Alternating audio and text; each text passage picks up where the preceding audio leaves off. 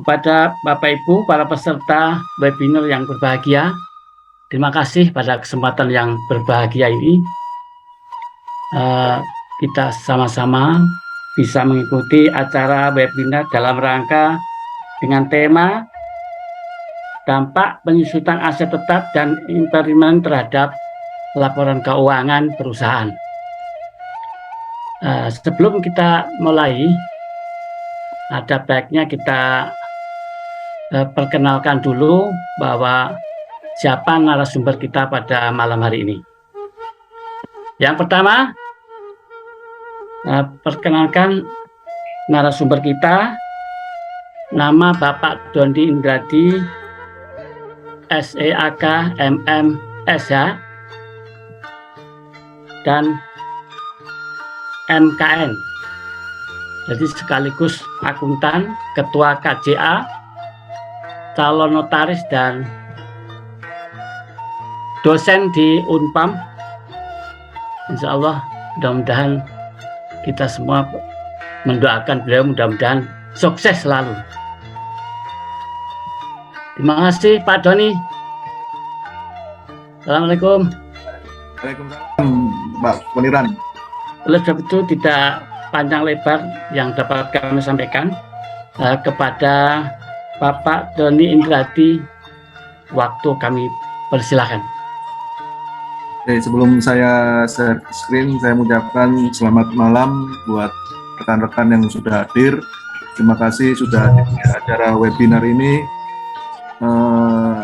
Kita sifatnya sharing atau diskusi ya, jadi bukan berarti mungkin rekan-rekan yang lainnya lebih bisa daripada saya, nggak ada masalah. Jadi mohon izin, saya hanya untuk sharing, tujuannya berbagi ilmu, mudah-mudahan bermanfaat bagi kita semuanya. Apabila mungkin dalam penyampaian saya nanti kurang jelas atau kurang dimengerti, kemudian perlu diskusi yang lebih lanjut, bisa kita di luar webinar ini kita bisa diskusi. Kemudian yang terhormat kepada Bapak Poniran, Bapak Dr. Poniran, pimpinan KJA Poniran dan sekaligus Ketua Ikatan Akuntan Indonesia Wilayah Banten, kemudian Bapak Denny Radianto, kemudian Bapak siapa tadi Pak? Info Fafa itu tadi? Eko Pak. Bapak Eko. Ya. Ya, salam kenal. Ya, saya sering dengar namanya aja. Ini saya share sendiri ya. Ya, monggo silakan Pak. Oke, siap. Udah kelihatan ya?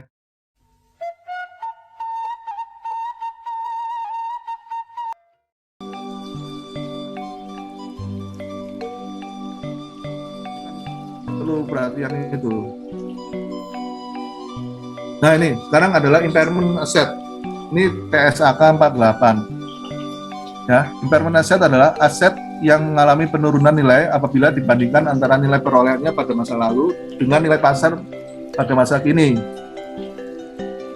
Jadi kita kadang-kadang mencatat aset itu tercatat tadi ya, nilai bukunya itu kan berdasarkan historical cost, ya, berdasarkan biaya perolehan masa lalu. Kemudian berapa nilai bukunya sekarang, katakanlah seperti itu. Padahal mungkin nilai pasar pada masa kininya ini yang berbeda. Nanti ya, contohnya nanti. Ini yang perlu kita perhatikan dalam aset impairment ya. Sama contohnya yang bisa mengalami penurunan impairment itu maksudnya penurunan ya, penurunan nilai aset ya. Yang bisa mengalami penurunan nilai aset itu aset apa aja sih? Ternyata aset tetap, kemudian aset tidak berwujud, investasi, persediaan, investasi jangka panjang seperti saham gitu ya.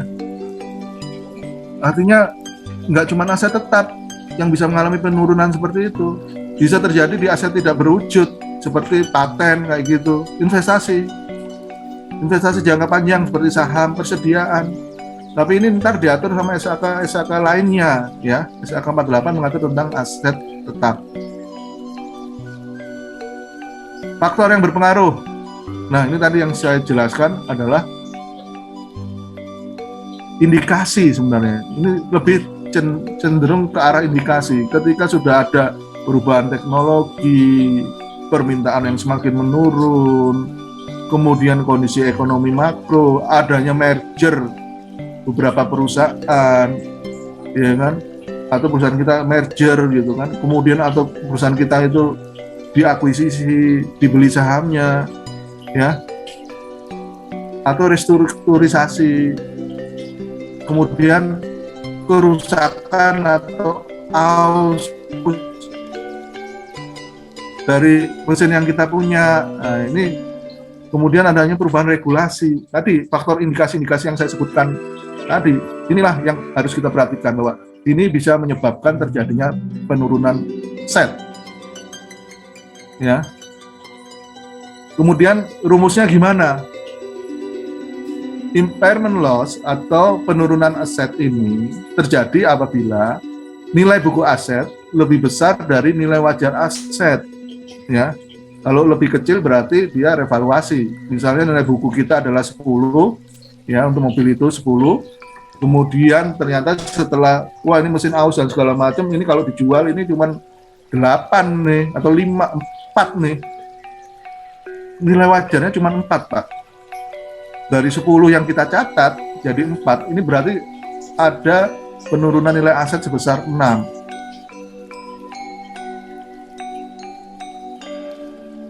Ya. Apa sih nilai buku aset? Adalah nilai aset yang tercantum dalam laporan keuangan perusahaan. Sedangkan nilai wajar aset adalah harga yang mungkin diperoleh dari penjualan aset dalam suatu transaksi antara dua pihak yang bersedia dan tidak terpaksa. Nih, kemudian yang terakhir adalah mengenai prinsip. Kenapa perlu adanya asset impairment ini dituliskan? Karena ada prinsip akuntansi yang namanya konservatisme atau kehati-hatian. Aset tidak boleh dicatat overstate, harus apa adanya, gitu ya. Contoh.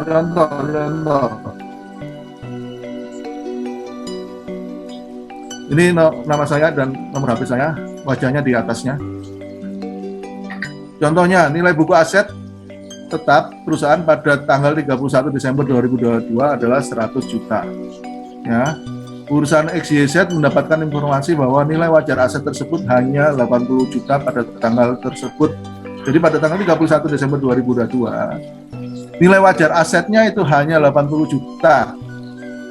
Hitunglah jumlah impairment yang harus dicatat pada laporan keuangan perusahaan dan lakukan pencatatan jurnalnya. Kira-kira seperti ini. Jadi impairment loss-nya adalah nilai buku aset kurangi nilai wajar aset. Jadi 100 juta dikurangi dengan 80 juta, maka timbul 20 juta. 20 juta ini adalah impairment loss, ya, kerugian akibat penurunan nilai aset. Ini contoh saya 20 juta, Pak. Tapi kenyataannya kan orang-orang yang punya perusahaan itu ya mungkin miliaran. Bisa nangis nih, turunnya miliaran gitu kan. Kenapa? Nanti efeknya apa? Gitu kan. Lalu 20 juta bisa begini, langsung dicatat aja. Ya, penurunan nilai dicatat pada laporan laba rugi dengan debit pada akun beban impairment loss sebesar 20 juta dan kredit pada aset tetap sebesar 20 juta. Oke. Dampaknya, nah ini dia, ya. Kayaknya pembahasan kita yang terakhir nih ya, biar nggak ngantuk. Dampak terhadap laporan keuangan. Wah, ini satu, menurunnya laba bersih. Ya, hal ini bisa terjadi karena nilai buku yang lebih rendah akan menyebabkan pengurangan jumlah aset yang bisa digunakan untuk keuntungan di masa depan. Kemudian menurunnya ROA. ROA mengukur kemampuan perusahaan untuk menghasilkan laba dengan menggunakan aset yang dimiliki. Jika nilai aset menurun, ROA juga akan turun. Kita lihat nih rumusnya ROA itu seperti apa, kan gitu ya. Jadi filosofinya ROA ini bagaimana aset tersebut bisa menghasilkan laba, ya kan? Filosofinya kan seperti itu, laba bersih.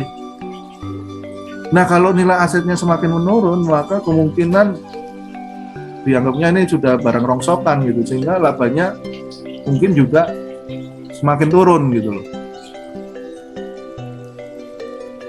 Kemudian menurunnya nilai saham. Impairment loss dapat menyebabkan penurunan nilai saham perusahaan karena menunjukkan kinerja keuangan yang buruk.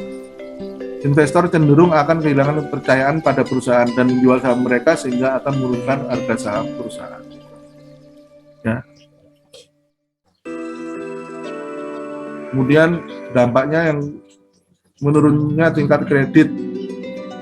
Penurunan nilai dapat mempengaruhi tingkat kredit. Ya jelas ini ya, karena biasanya kan akan dilihat aset tetap sebagai jaminannya, aset tetap tersebut menurun, otomatis nilai kredit yang dikasih ke perusahaan itu akan semakin kecil. Ya, menurunnya posisi keuangan. Impairment loss dapat menyebabkan penurunan posisi keuangan perusahaan. Ini bisa terjadi karena penurunan nilai aset dapat menyebabkan peningkatan rasio utang terhadap ekuitas sehingga meningkatkan risiko kebangkrutan perusahaan. Nah, ini terakhir, ini saya waktu main piano, tapi pianonya nggak bunyi, jadi cuma tangannya doang. Seru. Inspiratif.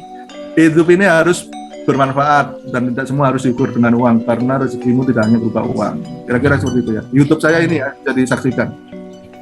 Amin. Terima kasih. Jangan Terima lupa. kasih. Ya.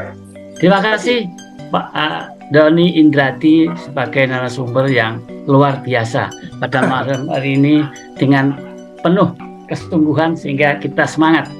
Bapak Ibu para peserta yang saya hormati, tiba acara tanya jawab pada session kali ini. Sudah banyak yang bertanya kaitannya dengan beberapa hal. Yang pertama ini dari Pak Jati, ini ada Pak Jati tanya, izin bertanya Pak Doni, apakah ketika entitas akan impairment melibatkan KJPP? Yang pertama, barangkali nanti Pak Doni saya rangkum lagi pertanyaannya 2 atau 3, nanti barangkali ada kesamaannya. Yang kedua dari Pak Raulna. Saya izin bertanya, kenapa harga perolehan menjadi faktor yang paling berpengaruh terhadap biaya penyusutan? Nah, ini yang kedua. Lalu yang ketiga dari Pak Priyo Susanto. Dia bertanya, mohon izin bertanya Pak Doni, 1. Apakah diperbolehkan jika menggunakan metode penyusutan yang berbeda untuk kelompok aset tetap? Yang berbeda, misalnya mesin dengan metode satuan hasil, kendaraan dengan metode garis lurus, dan inventaris kantor metode saldo menurun. Nah, yang pertama. Yang kedua, bagaimanakah metode yang tepat untuk menentukan nilai residu aset tetap yang nilainya bisa dipertanggungjawabkan? Nah, sementara itu dulu Pak, 3 penanya dulu, nanti kita masih banyak ini. Nah, khawatir waktunya tidak cukup, jadi kepada Pak Doni Indrati sebagai narasumber kalian disilahkan untuk menjawab pertanyaan para peserta. Kalian persilakan Pak. Ini pertanyaannya dahsyat nih Pak. Pertama, apakah Pak Jati sebenarnya kalau yang saya baca-baca, kemudian yang ini pengetahuan saya nggak perlu juga KJPP ya. Jadi ketika kita sudah mengetahui ada indikasi seperti itu, nah ini mungkin kita bisa melihat harga pasar wajarnya Pak. Ya kan? Nilai wajar pasar itu adalah ketika dengan mesin, misalnya mesin yang sama itu akan kita jual, kita mencari informasi tentang mesin tersebut ya, kemudian kita bisa mengindikasikan di pasar aktif itu kita lihat aset yang didagangkan. Harga pasar yang sesuai biasanya adalah harga penawaran terkini. Jika harga penawaran itu tidak tersedia, maka harga transaksi terakhir dapat menjadi dasar penentuan nilai wajar. Itu yang pertama. Yang kedua, kemudian bila tidak terjadi, jadi yang pertama itu misalnya seandainya dijual nih, ada yang mau beli, nah itu adalah nilai pasar wajar. Tetapi jika tidak ada perjanjian tersebut, maka kita bisa melihat harga pasarnya di pasar aktif. Tapi otomatis jarang ya misalnya jual mesin pabrik, nggak semua orang punya mesin yang sama gitu kan, kecuali motor gitu kita jual gitu, Pak Jati butuh motor mungkin bisa, tapi kalau mesin pabrik kan belum tentu Pak Jati butuh mesin pabrik kan kalau nggak punya pabrik. Nah ini kan spesifik biasanya. Harga pasar yang sesuai biasanya adalah harga penawaran terkini, Pak. Jika harga penawaran terkininya tidak tersedia, maka harga transaksi dapat menjadi dasar penentuan nilai wajar. Kemudian jika tidak ada semuanya, entitas dapat mempertimbangkan hasil dari transaksi terkini atas aset serupa dalam industri yang sama. Jadi kemungkinan dalam industri yang sama biasanya mungkin ada informasi tentang transaksi yang mereknya ini, tipenya ini, segala macam ya, itu akan lebih pas. Jadi belum melibatkan KJPP. Memang kalau untuk revaluasi aset tetap harus melibatkan KJPP, Pak. Karena ini impairment ya. Jadi impairment itu berbagai macam penyebabnya. Tadi salah satu indikasinya adalah motor rusak, motornya rusak, pabriknya rusak, mesinnya rusak gitu ya. Itu pendapat dari saya, mudah-mudahan bisa diterima. Terima kasih Pak Doni. Pak Jati bagaimana? Apa sudah puas dengan jawaban narasumber tadi? Oke, nggak ada respon, mungkin dianggap sudah puas, Pak. Kita lanjutkan ke Pak Raulna. Raulna kayaknya. Raulina ya. Saya nggak tahu ibu atau kakak atau mbak ya. Iya. Izin bertanya, kenapa harga perolehan menjadi faktor yang paling berpengaruh terhadap biaya penyusutan? Iya. Tadi ya, langkah selanjutnya adalah kita harus tahu dulu ketika punya aset tetap, faktor yang paling dasar yang kita tahu, jangan sampai salah. Tadi misalnya tanah kita belinya 100 juta, ternyata ada biaya-biaya lain yang timbul sendiri, kalau di total bisa 30 juta atau 50 juta. Nah itu kalau masih saya contohkan 5 juta, 50 juta ya, kalau mungkin transaksinya lebih dari 50 juta kan bisa kita masukkan gitu ya. Dan itu juga termasuk ke dalam PSAK, ditentukan oleh PSAK bahwa itu selanjutnya bisa melakukan penyusutan. Jadi memang harga perolehan ini menjadi faktor yang paling berpengaruh supaya kita tidak salah. Seandainya kita hanya membuku biayanya jual beli saja ya, maka nanti 50 juta yang terjadi itu misalnya adalah biaya balik nama, biaya ini, biaya komisi, kemudian biaya segala macam, itu adalah totalnya 50 juta. Mbak masukkan sebagai biaya lain-lain atau langsung masuk ke laba rugi, bisa. Tapi berakibat apa? Jadi Mbak pisahkan ya, 100 juta sama 50 jutanya itu adalah biaya lain-lain, langsung masuk laba rugi, sementara yang harga belinya adalah aset perolehan ya, biaya perolehan. Akibat yang terjadi adalah laba Mbak akan semakin kecil, dan itu sebenarnya tidak saya sarankan ya, karena ini menjadi pengertian aset tetap tadi adalah menjadi satu rangkaian biaya untuk mendapatkan aset tersebut sehingga bisa dimanfaatkan. Akhirnya dialokasikanlah menjadi, oh ini biaya perolehannya adalah 150 juta, baru kita bagi selama 5 tahun, seperti itu sih. Jadi dia paling berpengaruh.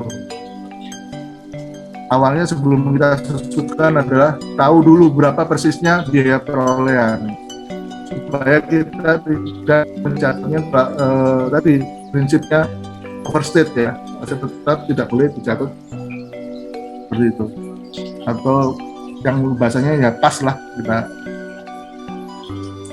itu ya. Ya, terima kasih Pak Doni. Begitu Bu Raulina, penjelasan dari narasumber. Barangkali mudah-mudahan puas. Kalau nggak puas bisa ikut lagi seminar berikutnya. Oke, kita lanjut kepada Pak Priyo Susanto, Pak. Tadi ada tiga pertanyaan, satu pertanyaan tapi ya menimbulkan 3 poin. Itu yang Pak Priyo Susanto. Silakan Pak Doni, mohon ditanggapi pertanyaan Pak Priyo Susanto. Yang pertama, pertanyaan, apakah diperbolehkan jika menggunakan metode penyusutan yang berbeda untuk kelompok aset tetap yang berbeda, misalnya mesin dengan metode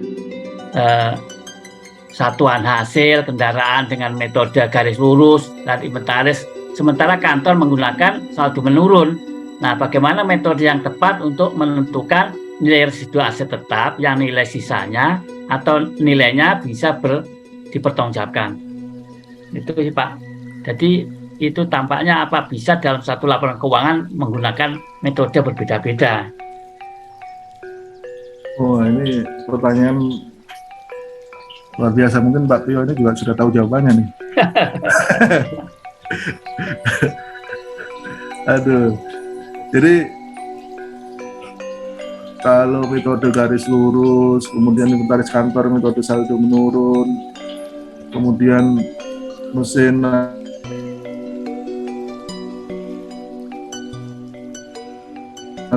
ya, tapi yang paling bagus sih sama ya. Saya menyarankan sama yang paling bagus itu ya.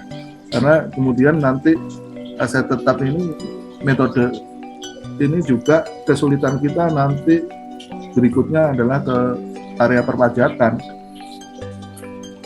Area perpajakan itu cuma menyarankan 2 metode, garis lurus dan saldo menurun berganda kalau nggak salah. Nah, kalau Bapak lompat-lompat seperti itu, belang bentong gitu ya, Bapak siap-siap untuk melakukan menghitung lagi, disesuaikan dengan ketika laporan tahunannya SPT itu.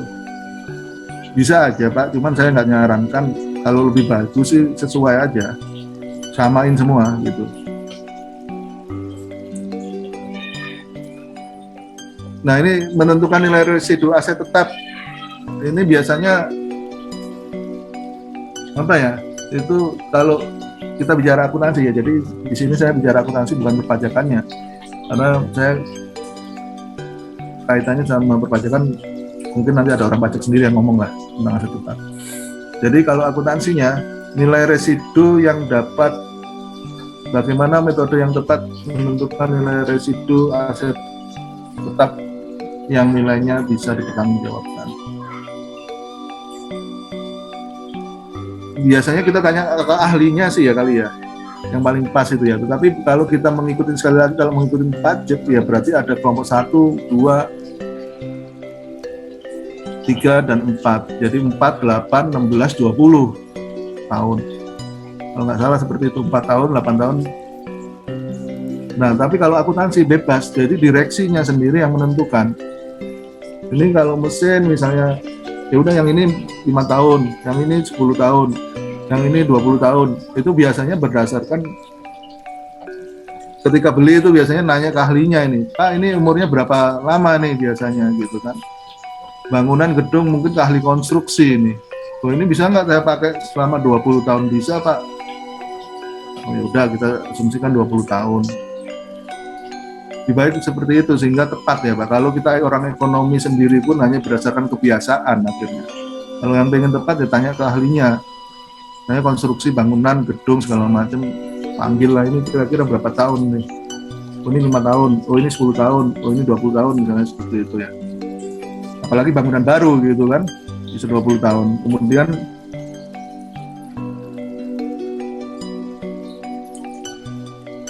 ini tanya lagi nih Pak Ketut.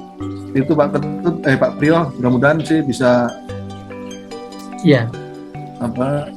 bisa memahami ya, mudah-mudahan. Tapi ya kalau saya salah mohon nanti diluruskan, nggak apa-apa Pak. Ya. Biasanya Jika kalau aset dipajak itu Pak, kalau Ya. dipajak yang diperlakukan rata-rata nih suruh saldo menurun, garis lurus Pak. garis Saldo lurus menurun ya. jarang, tapi sering disarankan oleh kantor pajak yang lazim digunakan adalah garis lurus. Gampang hitungnya Pak. Iya. Mungkin juga tetap per tahunnya, jadi nggak sulit. Selain untuk memudahkan juga sebenarnya manfaatnya lebih fleksibel. Oke Bapak, itu tadi Pak Priyo penjelasan dari narasumber, mudah-mudahan puas. Kalau nggak puas bisa kita minggu depan atau berikutnya nanti ikut lagi. Lanjut ke pertanyaan Pak Mudana. Izin bertanya Pak Doni, jika aset tetap dilakukan investment, bagaimana dampak penyusutannya? Terima kasih. Dampak penyusutan kaitannya dengan investment Pak. Jadi investment itu kan menurunnya aktiva tetap. Sementara Pak Mudana nanya apa kaitannya dengan dampak yang timbul akibat penyusutan yang investment tadi.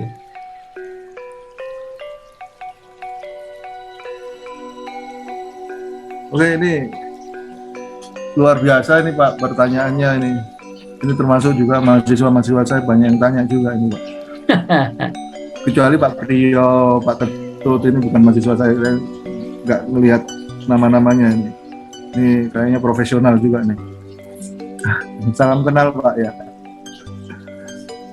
Izin bertanya Pak Doni, jika aset tetap dilakukan impairment, bagaimana dampak penyusutannya? Maksudnya setelah itu berarti gini ya, kalau sudah seandainya kita melakukan penurunan aset tetap tadi, ya kan? Misalnya tadi tercatat di buku adalah 100 ya. Kemudian jadi 80 gitu kan. Karena harga pasar 80. Kemudian ada penurunan tadi aset tetap berkurang menjadi 20 kan gitu ya Pak. Sehingga kita pakai 80. Betul. 80. Asumsi masih ada 3 tahun lagi Pak.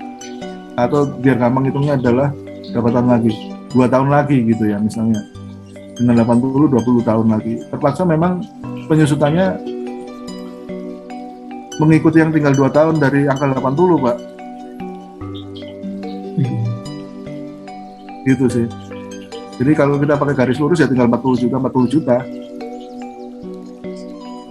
Iya. Baik Pak Mudana, barangkali itu penjelasannya. Kalau kurang puas bisa ditanyakan nanti lebih lanjut. Karena waktunya terus berjalan, kita lanjut ke peserta berikutnya, yaitu kepada Maria Novita. Pertanyaannya, izin Pak Doni bertanya, apakah penentuan nilai residu terhadap aset tetap itu wajib hukumnya? Bagaimana bila tidak dilakukan penentuan nilai residu? Apakah menyalahi aturan? Terima kasih. Saya, Mbak Maria, wajib hukumnya. Jadi nilai residu itu harus ketahuan di akhir, kalau bisa nilainya bukan 0 ya, tapi 1 sih, karena masih ada barangnya ya. Kalau 0 kok sayang, barangnya masih ada. Rasanya nggak ada barangnya gitu ya. Kalau dijual masih laku. Masih laku padahal kalau dijual gitu kan. Mobil 5 tahun, kita punya mobil 5 tahun aja dijual setelah 5 tahun masih bagus. Masih mulus ya. Iya makanya. Gitu. Itu. Jadi lebih baik kita gunakan ya.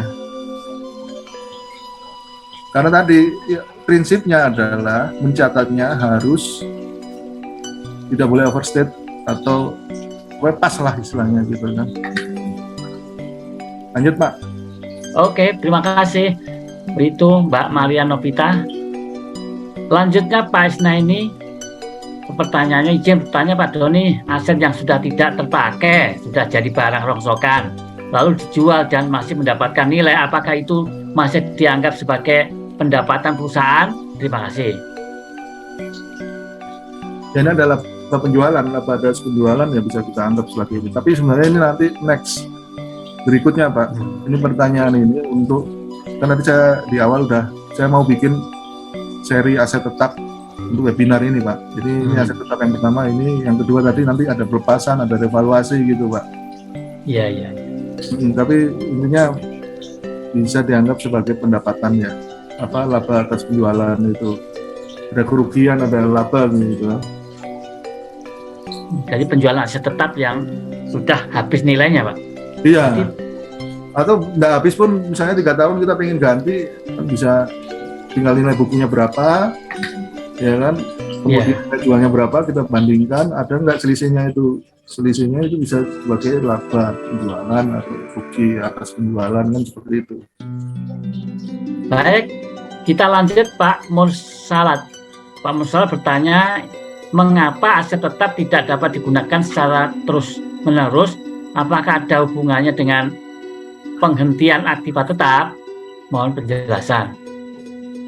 Jadi kalau yang namanya aset tetap, kecuali tanah, ya kalau aset tetap itu ada namanya usia, yaitu tadi usia atau masa manfaat lah ya, usia mesin lah katakanlah seperti itu, atau usia bangunan, usia gedung gitu ya. Jadi kalau lebih dari usia tersebut mungkin masih bisa gitu kan, bisa dipakai kayak 5 tahun, sebenarnya terlalu pendek untuk motor 5 tahun. Biasanya memang ada beda ya, kalau tergantung kantor masing-masing.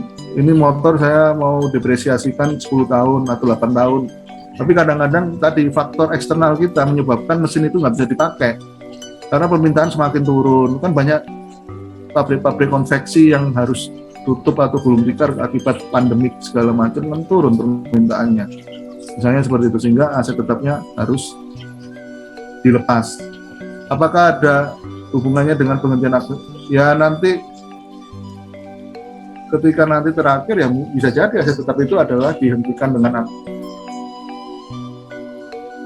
dijual misalnya.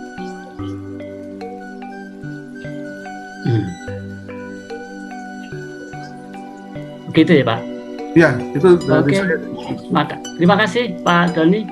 Tadi Pak Al-Musaddad jawabannya. Kita lanjut, masih ada waktu 3 penanya lagi kira-kira. Ini Pak Muhammad Faiz izin bertanya Pak Doni, dari keempat metode itu mana yang paling bagus? Artinya yang efektif digunakan dalam perusahaan. Terima kasih. Kalau saya selalu menyarankan supaya nggak pusing-pusing, samakan dengan perpajakan. Berarti dari seluruh saldo peluru berganda.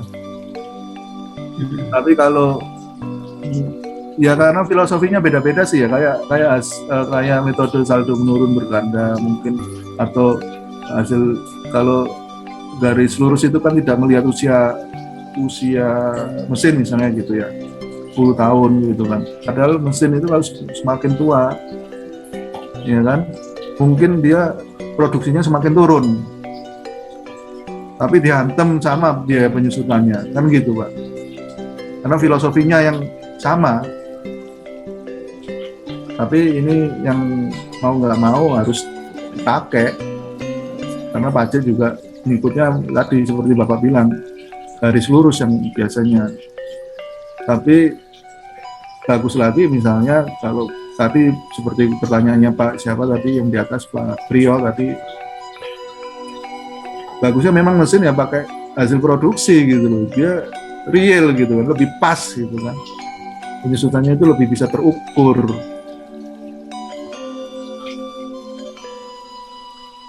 Itu Pak. Iya Pak, terima kasih. Kita lanjut lagi, masih ada 2 pertanyaan lagi Pak. Kita Pak Dodi, Pak Poniran, mohon izin, itu ada peserta yang raise hand dengan Pak Deminsius Dekianus, mungkin bisa dipersilakan. Oh iya Pak.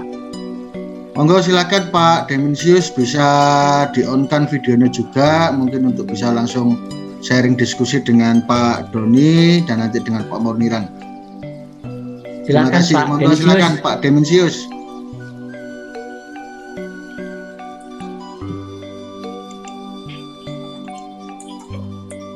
Silakan Pak Deminsius.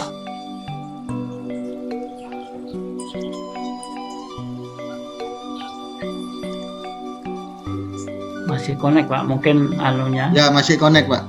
Ya, kita tunggu.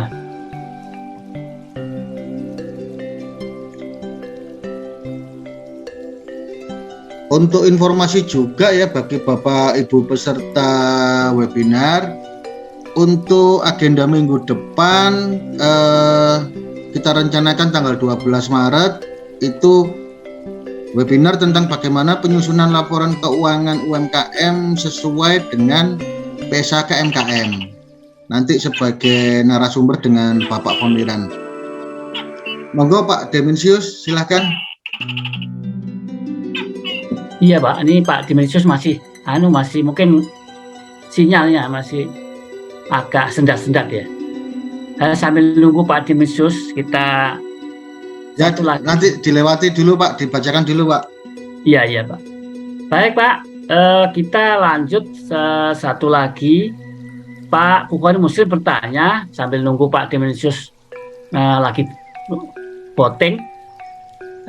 Setelah mengetahui dampak penyusunan aset tetap dan imparimen terhadap laporan keuangan perusahaan, menurut laba bersih misalnya, menurunnya laba bersih itu menurun nilai saham, menurunnya return of asset, menurunnya tingkat kredit, dan menurunnya posisi keuangan. Nah, yang menjadi pertanyaan saya, apakah ada langkah-langkah perusahaan untuk minimalisir atau minimalis dampak yang terjadi, Pak? Terima kasih. Itu Pak Doni.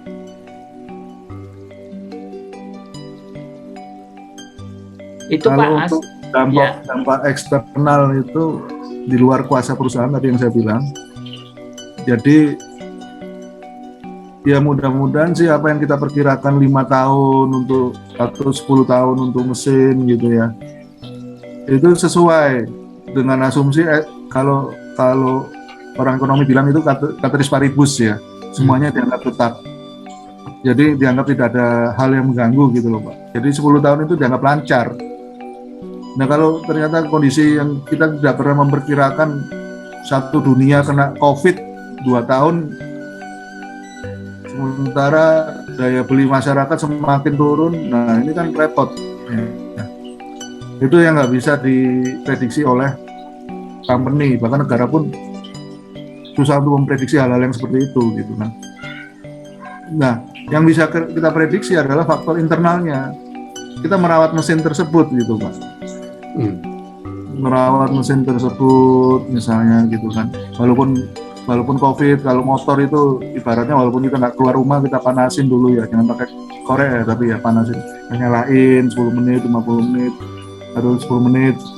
Itu juga dengan mesin, kita nyalain supaya nggak kaget itu mesinnya gitu kan.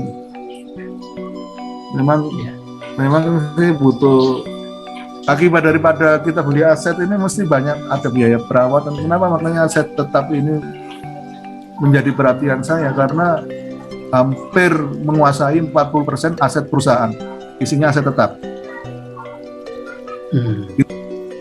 Ya mau piutang mau apa kan jenis-jenis aset ya, tapi aset tetap sendiri mesti nilainya itu 40% biasanya. Kalau di perusahaan-perusahaan besar saya biasa ngitung 40% sendiri dia punya aset tetap ini dari seluruh total aset. Baik Pak Doni, waktunya sedikit lagi akan saya bacakan kesimpulannya. Siap. Kaitannya dengan materi pada malam hari ini. Bapak Ibu para peserta webinar yang saya hormati, terkait dengan impairment atas aset tetap diatur dalam PSAK nomor 22, yaitu pernyataan standar akuntansi keuangan 22. Menurunan nilai aset, ya PSAK 22 memberikan panduan tentang bagaimana perusahaan harus menilai apakah terdapat indikasi adanya penurunan nilai aset tetap, bagaimana menilai besarnya penurunan nilai tersebut, dan bagaimana mencatat dan melaporkan kerugian akibat imparimen tersebut dalam keuangan. Lalu PSAK 22 tersebut yaitu mensyaratkan bahwa perusahaan harus dinilai atau menilai nilai tercatat carrying count dari setiap aset tetap pada setiap periode pelaporan yang menentukan apakah ada indikasi adanya penurunan nilai aset tersebut. Jika ada indikasi adanya penurunan nilai, maka perusahaan harus melakukan tes penurunan nilai atau impairment test untuk menentukan besarnya penurunan nilai yang harus dicatat dalam laporan keuangan. Lalu perusahaan harus mencatat kerugian akibat impairment dalam laporan laba rugi pada periode pelaporan, di mana kerugian tersebut terjadi kecuali jika kerugian tersebut dapat dikembalikan atau reversible impairment. Jika kerugian dapat dikembalikan, maka perusahaan harus mencatat pengembalian kerugian tersebut sebagai peningkatan nilai aset pada periode pelaporan di masa pengembalian terjadi. Nah, lalu dalam melakukan impairment, perusahaan harus mempertimbangkan faktor-faktor seperti kondisi pasar, nilai wajar aset, umur aset, dan sebagainya. Lalu perusahaan juga harus mengungkapkan informasi yang memadai mengenai proses evaluasi impairment, besarnya kerugian akibat impairment, dan faktor-faktor yang digunakan dalam menentukan besarnya impairment dalam catatan atau laporan keuangan. Dampak impairment aset tetap pada laporan keuangan adalah sebagai berikut. 1. Pengurangan nilai aset tetap. Impairment aset tetap akan mengurangi nilai tercatat dari aset tetap dalam laporan keuangan. Hal ini akan mempengaruhi neraca perusahaan, di mana aset tetap akan dikurangi dengan besarnya penurunan nilai tersebut. Lalu yang kedua, meningkatkan kerugian. Peningkatan kerugian di sini adalah impairment aset tetap akan tercatat kerugian dalam laporan laba rugi perusahaan. Kerugian tersebut akan mengurangi laba bersih perusahaan atau menambahkan rugi bersih, sehingga mengurangi kinerja keuangan perusahaan. Itu yang kedua. Nah, Bapak Ibu, kita lanjutkan yang ketiga adalah perusahaan risiko keuangan impairment aset tetap dapat mempengaruhi risiko keuangan. Tadi sesuai dengan pertanyaan para peserta tadi, yaitu mempengaruhi risiko perusahaan seperti risiko profitabilitas, risiko likuiditas, dan risiko solvabilitas. Hal ini dapat memberikan dampak yang signifikan pada persepsi investor dan kreditor terhadap kinerja keuangan perusahaan. Lalu yang keempat, menurunkan pajak penghasilan. Penurunan penghasilan itu artinya dengan impairment aset tetap dapat mempengaruhi besarnya beban pajak penghasilan yang harus dibayar oleh perusahaan. Hal ini dapat terjadi karena kerugian akibat impairment dapat dikurangkan dari penghasilan bruto perusahaan, sehingga 1. mengurangi jumlah pajak penghasilan yang harus dibayar. Nah, yang kelima, yang terakhir, pengungkapan impairment perusahaan harus memberikan informasi yang memadai mengenai proses evaluasi impairment, besarnya kerugian akibat impairment, dan faktor-faktor yang digunakan dalam menentukan besarnya impairment dalam catatan atas laporan keuangan. Hal ini memberikan transparansi dan laporan keuangan perusahaan dan menentukan atau membantu investor dan kreditor dalam membuat keputusan investasi. Begitu Bapak Ibu secara ringkas kaitannya dengan webinar pada malam hari ini. Terima kasih kepada para peserta dan juga terima kasih pada narasumber dalam hal ini Pak Doni Indradi selaku pimpinan KJA Doni Indradi. Mudah-mudahan ini semua bisa bermanfaat buat kita semua. Amin. Ya Rabbal Alamin. Sedikit koreksi tadi Pak, itu PSAK 48 Pak, bukan 22. Oh, PSAK 48. 48. Ya nggak apa-apa. Tapi Baik, kita udah paham, udah paham. 48. Terima kasih Pak Doni atas koreksinya. Nanti kalau memerlukan materi Pak, bisa dibantu ya nanti ya teman, atau materi itu gimana? Dikirim ke nanti materi mungkin Pak Eko bisa dikirim Pak Eko? Bisa Bapak. Ini saya kirimkan juga di chat, email ya, Pak? di chat saya kirimkan di chat room. Di chat aja Pak biar bisa diunduh. Ya sebentar saya kirimkan di chat room. Sama itu ya Pak, absensi tolong diisi ya. Oh iya, absensi udah diedarkan tadi Pak Eko. Sudah, untuk absensinya bisa nanti masuk melalui link yang sudah ada di chat room. Untuk materinya juga bisa di-download di chat room. Baik, terima kasih. Saya selaku moderator mohon maaf terdapat kekurangan. Terima kasih. Kami kembalikan ke Pak Eko sebagai pembawa acara. Mohon maaf. Assalamualaikum warahmatullahi wabarakatuh. Waalaikumsalam warahmatullahi wabarakatuh. Baik Bapak Ibu peserta sekalian, Pak Doni Indradi selaku narasumber pembicara, Bapak Poniran selaku moderator, Pak Denny dari Kraideas, serta Bapak Ibu peserta sekalian, terima kasih banyak atas kehadiran dan partisipasi Bapak Ibu sekalian, meluangkan waktu kita untuk sharing diskusi, mendengarkan pemaparan materi dari Pak Doni. Semoga memberikan manfaat dan kebaikan bagi kita semua. Amin. Sampai bertemu di lain kegiatan yang kita adakan. Insya Allah nanti kita juga akan secara kontinu mengadakan dengan berbagai macam topik ya Pak ya. Amin. Minggu depan itu nanti kebetulan Pak Poniran beliau akan menyampaikan terkait penyusunan laporan keuangan UMKM sesuai dengan PSAK MKM. Untuk informasinya Bapak Ibu sekalian juga bisa menghubungi hotline WA-nya di 0813 4895 0798. Akhir kata saya akhiri cukup sekian. Terima kasih. Assalamualaikum warahmatullahi wabarakatuh. Waalaikumsalam warahmatullahi wabarakatuh. Monggo silakan Bapak Ibu sekalian bisa live Zoom-nya. Terima kasih. Matur nuwun. Baik kok Pak Denny, Pak Doni, terima kasih. Terima kasih semuanya. Oke. Nice.